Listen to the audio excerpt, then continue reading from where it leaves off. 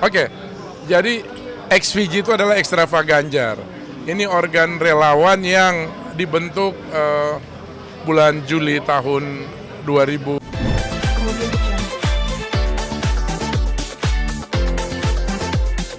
Bang Budi, mungkin kita minta tanggapan Bang Budi soal viral seorang tante dan ponakannya yang tenggelam karena mungkin euforia dengan liburan Natal dan Tahun Baru. Mereka akhirnya menginap di salah satu hotel di Banyuwangi dan tewas tenggelam di kolam hotel tersebut, Bang. Ya, pertama saya merasa prihatin ya, turut berduka cita atas wafatnya keluarga yang tenggelam di kolam renang hotel di Banyuwangi. Tentu saja ini keprihatinan kita semuanya, keprihatinan keluarga Indonesia. Saya dan kita semuanya tentu ingin menyenangkan anak-anak kita, keluarga kita untuk menikmati liburan akhir tahun.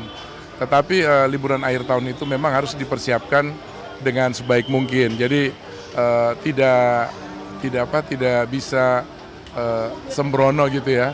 Dan ini bukan salah keluarga yang mengalami kecelakaan itu atau yang menjadi korban, tapi ini tanggung jawab kita semuanya, pengelola hotel, masyarakat dan sebagainya, bahwa harusnya di tengah suasana di mana masyarakat ingin menikmati lokasi-lokasi hiburan, tempat-tempat rekreasi, destinasi wisata yang lain, itu benar-benar harus diperhatikan. Utamanya perhatian dari pemerintah. Pemerintah nomor satu yang bertanggung jawab untuk memperhatikan berbagai hal yang berkaitan dengan destinasi wisata di akhir tahun. Misalnya lalu lintas jalan raya, terus lokasi-lokasi di mana destinasi itu dikunjungi masyarakat setiap hari, itu jumlah yang membludak banyak, itu pasti butuh keamanan yang ekstra lengkap. Jadi semoga apa yang dialami keluarga di Banyuwangi sebagai sebuah kasus yang membuat kita semuanya miris dan berduka cita, mudah-mudahan tidak terulang lagi. Dan insya Allah mulai dari pemerintah, segenap stakeholder dan seluruh lapisan masyarakat, terutama mereka yang mengelola lokasi wisata, harus lebih mawas diri agar keselamatan itu menjadi milik anak-anak Indonesia. Itu aja dari saya. Terima kasih. Hari ini ada apa nih, Bang, agendanya di sini? Kalau boleh tahu, Bang. Oke, jadi XVG itu adalah Ekstrava Ganjar. Ini organ relawan yang dibentuk bulan Juli tahun 2023, di mana teman-teman seniman, kreator, penulis, jurnalis musik, dan jurnalis lainnya seperti saya itu berkumpul. Satu misi kita adalah mempertemukan para kreator di Indonesia untuk sama-sama memperjuangkan industri ekonomi kreatif itu menjadi tumbuh besar. Kalau di Korea itu kita kenal musik dan film yang mendunia, K-popnya di musik mereka udah habis. Amerika, Inggris disikat sama mereka. Sekarang filmnya udah mulai masuk ke seluruh Asia. Dan Thailand itu menguasai kuliner. Hampir semua kuliner di Indonesia itu didominasi sama Thailand. 70% kuliner di Indonesia itu ada Thailandnya. Nah, lalu di mana industri kreatif Indonesia akan fokus? Apakah kita ngurusin musik aja, ngurusin film aja, atau ngurusin kuliner aja? Menurut hemat saya dan kami di Ekstrava Ganjar, beberapa subsektor ekonomi kreatif seperti kuliner, musik dan film itu harus menjadi perhatian khusus pemerintah Indonesia. Dan kita menyarankan kepada Bapak Ganjar dan Mahfud itu 8 poin industri musik Indonesia. Karena kebetulan dominan di Ekstrava Ganjar ini musisi, maka kita lebih menguasai ilmu tentang ekosistem industri musik, maka kita berada di sana. Dan 8 poin industri musik Indonesia itu sudah diserahkan kepada Ganjar dan Mahfud. Saat ini kita berjuang untuk memenangkan Ganjar Mahfud dengan harapan kalau mereka jadi pemenang di 2024, maka industri ekonomi kreatif itu tumbuh maju khususnya di bidang musik gitu. Itu kan yang akhirnya melatar belakangi bahwa akhirnya Ekstravaganza memilih lokasi ini untuk menjadi tempat. Oh, ini adalah lokasi yang ketujuh di Kemang. Jadi lokasi yang pertama itu di kali di Cipinang, terus di beberapa titik. Ini adalah titik yang ketujuh. Jadi Extrava Ganjar atau XVG Nongkrong ini adalah tempat di mana kami mendatangi titik-titik komunitas. Jadi di mana ada kerumunan orang-orang kita datang. Karena di setiap kerumunan yang ada di wilayah Jakarta ini kan masyarakatnya komunal ya, dari berbagai lapisan. Kita nggak tahu mereka mendukung siapa, mereka memilih siapa. Kita datang aja dengan sikap yang terbuka, mengajak beberapa teman-teman public figure seperti Once Michael, Andy Rif, Iwa K, Young Lex, dan banyak penyanyi-penyanyi Indonesia lainnya yang ikut peduli terhadap konsep Extrava Ganjar di ekonomi kreatif ini, datang nyanyi. Jadi selama ini mereka nggak pernah nyanyi di pinggir jalan atau di tempat-tempat komunitas seperti ini, tapi akhirnya mereka harus datang. Kenapa? Dalam rangka untuk mendekati kantong-kantong komunitas di mana di sana banyak millennials dan Gen Z yang ngumpul. Kayak di sini malam hari ini kan banyak millennials, banyak Gen Z yang emang setiap hari datang ke kafe ini. Di sini mereka ngumpul di Ampera ya. Itu mereka ngumpul di sini belum punya pilihan. Sebagian besar tadi kita nanya-nanya, saya keliling, nggak tahu mau milih siapa ya. 1, 2, apa 3 ya. Oke, kalau begitu gini, kita punya acara, lu dengerin, lu ikutin. Lu ikut nyanyi, lu ikut makan gratis, jadi kita siapin voucher untuk makan gratis. Anak-anak, mereka tinggal login aja nama mereka. Setelah masuk di platform digitalnya Extrava Ganjar, terdaftar ya mereka dapat makanan gratis, terus menikmati konser gratis gitu dari artis-artis terkenal. Itu salah satu alasan Extrava Ganjar juga untuk menumbuhkan ekonomi kreatif yang ada di tempat ini ya, Ya, Bang ya. karena sejak awal kita udah menegaskan bahwa ekonomi kreatif menjadi salah satu sektor ekonomi yang harus dipikirin oleh negara. Beberapa perdebatan cawapres kemarin itu disebut ekonomi digital. Nah, ekonomi digital itu kan teknologi dalam menghidupkan ekonomi kreatif. Jadi esensi dari ekonomi digital itu adalah ekonomi kreatif. Dan ekonomi kreatif di Indonesia ini luar biasa. Kuliner misalnya, ada berapa banyak coba? Makanan kita yang khas banget. Soto-sotoan Indonesia banyak banget. Nasi Padang, nasi goreng dengan berbagai macam variasinya. Itu kuliner. Belum musik. Musik Indonesia dari Sabang sampai Merauke kita punya subculture yang banyak banget. Ada ribuan bahasa di Indonesia. Dari ribuan bahasa itu aja bisa ribuan lagu yang diproduksi setiap hari dengan kearifan lokal. Dan yang terakhir film dan fashion. Kita punya batik, terus sekarang sinias-sinias Indonesia sudah banyak yang sukses di luar negeri. Jadi kalau pemerintah itu punya pentahelix, ada 5 sektor, itu musik, film, kuliner, fashion, dan kriya, maka kita di Extrava Ganjar fokus pada musik aja. Jadi kalau musik ini tumbuh maju seperti Korea, kita bisa bersaing dengan Korea paling enggak, insya Allah sektor ekonomi lainnya akan ikut tumbuh bersama gitu. Artinya itu yang akan diusung oleh pasangan Ganjar dan Mahfud juga ketika nanti. Ya, banyak program Ganjar Mahfud yang kita lihat sudah dibagi ke masyarakat. Salah satu program Ganjar Mahfud yang menjadi primadona dari Ganjar Mahfud itu adalah ekonomi kreatif yang tidak dibicarakan oleh pasangan capres-cawapres yang lain. Jadi yang membicarakan ekonomi kreatif itu hanya pasangan Ganjar dan Mahfud. Sayangnya, dalam materi debat yang dikeluarin oleh KPU, ya kita juga agak prihatin. Saya, teman-teman di XVG, itu menyurat secara resmi ke KPU untuk mempertanyakan kenapa tidak ada tema yang bicara tentang ekonomi kreatif secara khusus dalam perdebatan ini. Dari perdebatan capres, kemudian cawapres kemarin, mereka hanya ngomong ekonomi digital dan itu juga kulit luarnya. Tapi esensinya enggak. Esensi dari ekonomi digital itu adalah ekonomi kreatif. Karena dalam platform digital, di dalamnya itu kan kita ngelola apa?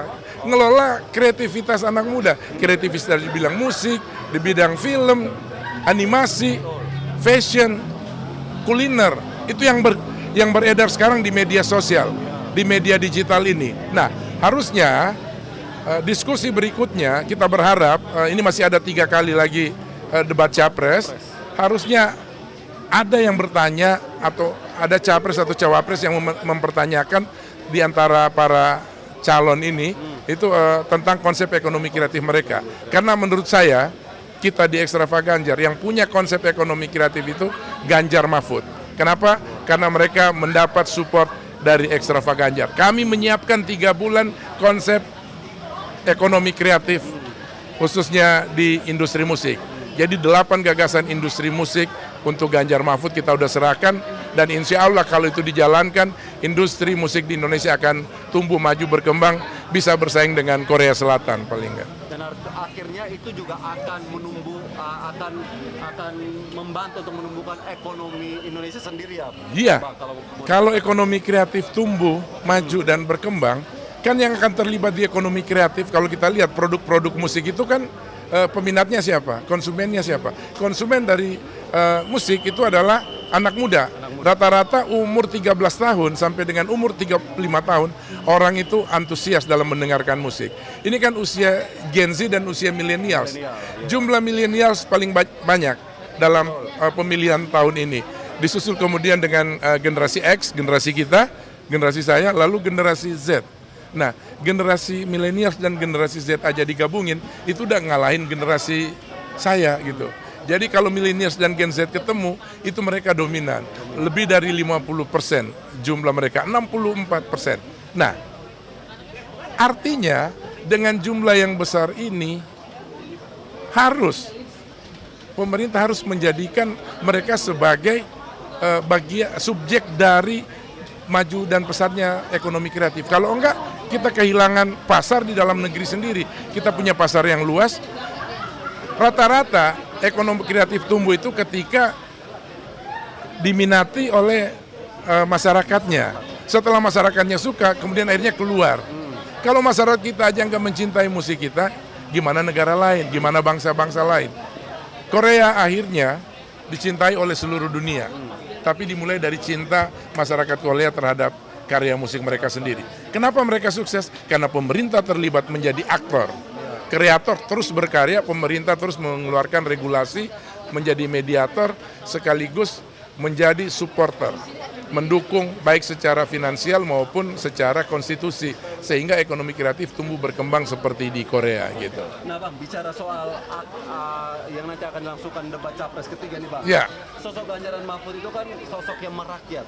Betul. Nah, terutama Ganjar yang rajin belusukan, nginap di rumah warga, Yep. dan akhirnya bisa menyerap aspirasi-aspirasi dari rakyat nih Bang. Ya. Apakah ini akan menjadi salah satu keunggulan Ganjar Mahfud yang bisa diangkat dalam suara di Pilpres 2024 nanti? Ya, keunggulan Ganjar Mahfud itu banyak sekali. Yang pertama adalah secara fisik penampilan mereka itu mewakili selera anak muda. Wajah Ganjar yang tampan, lalu Mahfud yang berani. Semua millennials, semua Gen Z suka dengan laki-laki pemberani seperti Mahfud. Jadi dari sisi itu sangat menguntungkan untuk memenangkan Ganjar. Tapi yang lebih penting dari sekedar penampilan fisik itu adalah visi dan misi yang dibangun oleh Ganjar. Dengan sikap mereka yang dua-duanya rendah hati. Mereka rendah hati, tapi pandangannya terhadap masa depan Indonesia itu sangat tinggi dan besar banget. Kita, teman-teman di Ekstravaganjar ngerasa bahwa tidak ada lagi aktor yang bisa membuat bangsa ini maju, berkembang ke depan seperti harapan seluruh masyarakat Indonesia kecuali Ganjar Mahfud. Kenapa? Karena Ganjar dan Mahfud adalah sosok yang hadir dengan dia lahir dari masyarakat, dia lahir dari orang biasa, dia tumbuh berkembang secara organik, mengikuti proses dan prosesnya terus tumbuh berkembang dan maju. Dan ini disukai anak muda, orang yang tidak dikarbit, tapi melalui proses yang panjang akhirnya dia ada di posisi puncak. Itulah Ganjar dan Mahfud, mewakili perasaan seluruh masyarakat Indonesia bahwa untuk sukses lu harus berjuang sendiri dan bekerja keras untuk itu. Kemudian lu harus bisa berkumpul bersama teman-teman. Mulai dari diri sendiri dulu. Artinya Pak Ganjar dan Pak Mahfud ini udah makan asam dan garam di dunia politik ya Pak? Ya, Udah dari DPR Ganjar juga. Mahfud lengkap. Oke. Nah Pak, soal untuk debat capres yang ketiga nih, seoptimis apa sih performa pasangan 03 nih untuk Ya. di debat nanti nih? Mengingat tema dan isu yang nanti diangkat itu merupakan bidang yang bersinggungan dengan pekerjaan terutama Prof. Mahfud sendiri. Tanggapan Bapak? Ya, pertama sebelum ada debat capres, tentu saja Mahfud dan Ganjar memiliki pengalaman sebagai anggota DPR, lalu menjadi pejabat, ya, yang satu gubernur, satu menteri. Pak Mahfud pernah di Mahkamah Konstitusi, jadi eksekutif, legislatif, yudikatif, mereka berdua sudah merasakan. Jadi kalau bicara pengalaman rekam jejak, mereka udah hatam, mereka sangat menguasai.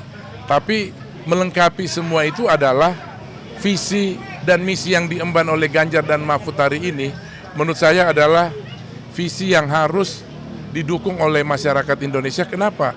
Karena mereka berangkat dari permasalahan mendasar bangsa Indonesia. Apa permasalahan paling mendasar yang ada dalam diri bangsa Indonesia hari ini adalah kebahagiaan. Perjuangan politik itu adalah perjuangan untuk membawa masyarakat menuju ke mimpi, mewujudkan mimpi-mimpinya supaya mereka mencapai kebahagiaan yang paripurna. Jadi bahagia lahir batin, sehat jiwa raganya. Itulah kebahagiaan yang paripurna. Dan menurut saya Ganjar Mahfud melihat itu sebagai sebuah sebuah goals yang harus dimiliki. Kenapa Ganjar Mahfud bisa melakukan itu? Karena saya melihat Ganjar Mahfud tidak terlalu memikirkan angka-angka statistik yang hari ini kita lihat dalam survei-survei. Mereka nggak peduli. Mereka terus berjalan dari Aceh sampai Papua. Pak Mahfud mulai dari Aceh, Sabang, Pak Ganjar dari Papua, terus mereka nanti ketemu di tengah. Apa yang mereka lakukan? Yang mereka lakukan itu adalah bukan sekedar memenangkan angka-angka. Mereka sedang memenangkan hati nurani rakyat Indonesia.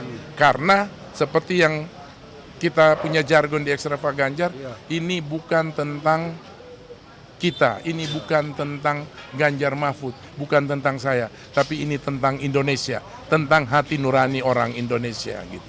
Nah, Bapak, soal nanti akan debat capres ketiga nih, untuk pasangan 03 nih, menurut Bapak akan unggul di isu yang seperti apa dan alasannya apa?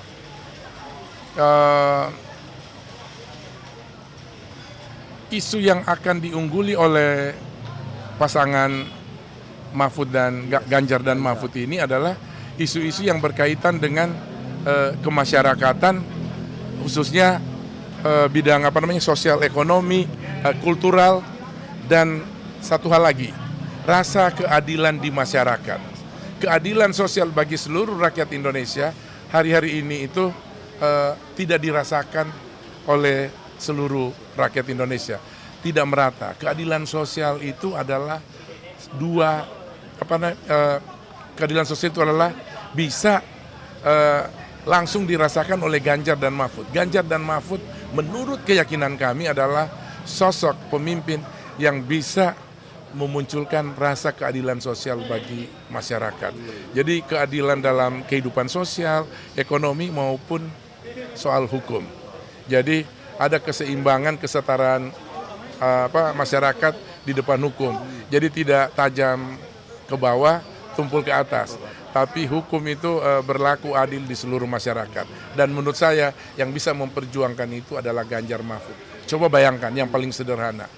Ketika kita melihat bagaimana koruptor ketika ditangkap oleh KPK masih bisa senyum, dada-dada, angkat tangan dengan baju orange-nya, dengan rompi orange-nya. Sementara maling ayam yang cuma nyolong mangga dan sebagainya itu malah langsung dibekuk dan ditangkap, bahkan digebukin, dipukulin. Sangat nggak adil. Itu masih terjadi. Dan menurut saya hanya Ganjar dan Mahfud yang bisa memunculkan rasa keadilan sosial bagi seluruh rakyat Indonesia. Karena itu tadi saya bilang, mereka hari ini bekerja tidak peduli dengan angka-angka statistik dari survei, yang mereka peduli adalah tentang bagaimana memenangkan hati nurani rakyat Indonesia. Artinya mau dibilang bahwa pasangan Ganjar dan Mahfud ini akan mendatangkan atau akan membuat reformasi hukum di Indonesia seperti itu ya Bang? Ya, Mahfud khususnya adalah sosok reformator yang menunjukkan kepada kita, bahkan beberapa bulan yang lalu kita lihat bagaimana dia bisa menerobos kasus Sambo dan kasus-kasus yang lain yang selama ini orang takut menyuarakan itu. Dia dikritik oleh DPR karena membocorkan rahasia negara, tapi kalau itu untuk kepentingan yang banyak, nggak ada rahasia. Karena dia tahu soal hukum bahwa ada hal-hal yang emang harus ditutupin, tapi ada hal-hal yang harus dibuka. Dan Mahfud melakukan itu dengan baik. Kenapa? Karena dia mengerti soal hukum dari filsafat hukum sampai dengan persoalan pragmatisme hukum. Jadi hal-hal yang praktis dari norma-norma hukum dan filsafat hukum itu dikuasai oleh Ganjar. Dan cawapres yang lain nggak punya itu. Dan menurut saya sekali lagi maka keadilan sosial bagi seluruh rakyat Indonesia itu hanya bisa dilaksanakan dengan baik oleh Ganjar dan Mahfud. Itu menjadi closing statement dari Insya Allah.